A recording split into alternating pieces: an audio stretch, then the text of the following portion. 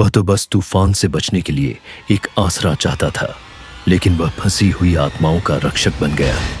एक भूले बिसरे गांव के दिल में, जो घने जंगलों के बीच छिपा था, एक प्राचीन हवेली खड़ी थी।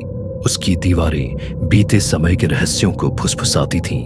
गांव वाले उस हवेली पर एक श्राप की बातें करते थे, एक परछाई जो हमेशा वहां मंडराती रहती थी। गांव वालों का कहना था कि वहां एक परिवार रहता था, लेकिन एक एक करके सब गायब हो गए। एक तूफानी रात में एक नौजवान यात्री जिसका नाम ईथन था, आश्रय की तलाश में उस हवेली में आया। जैसे ही वह अंदर दाखिल हुआ, हवा ठंडी हो गई और दरवाजा चरमराते हुए अपने आप बंद हो गया।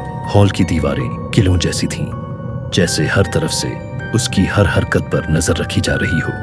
ईथन की रीढ़ में सिहरन दौड़ गई। वह कमरों की खोज करने लगा। हर कमरा पिछले से भी ज्यादा डरावना था।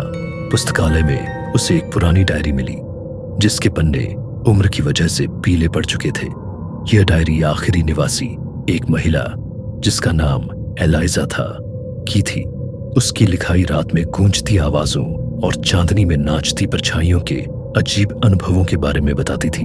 अचानक एक तेज हवा का झोंका आया और कमरे की सारी मोमबत्तियां बुझ गईं। अंधेरे में ईथन ने एक हल्की फुसफुसाहट सुनी। कोई उसका नाम पुकार रहा था।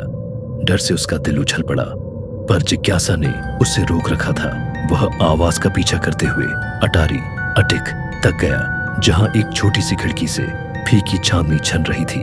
वहीं उसने उसे देखा, एक सफेद गाउन में लिपटी एक धुंधली आकृति, जिसकी आंखें धुक से भरी थीं। एलाइजा। उसने अपना हाथ बढ़ाया। उसका स्पर्श बर्फ सा ठंडा था।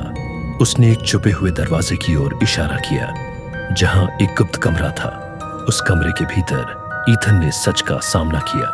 एक पारिवारिक तस्वीर जिसमें एलाइजा और उसके बच्चे एक दुष्ट आत्मा द्वारा हवेली में कैद कर दिए गए थे। सच्चाई जानकर ईथन समझ गया कि उसे श्राप को तोड़ना होगा। उसने तस्वीरों को इकट्ठा किया और आग लगा दी।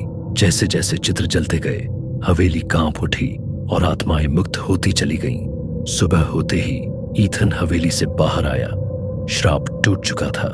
डर का वह स्थान अब खामोश खड़ा था, अपने सारे रहस्यों को हमेशा के लिए दफन कर चुका था।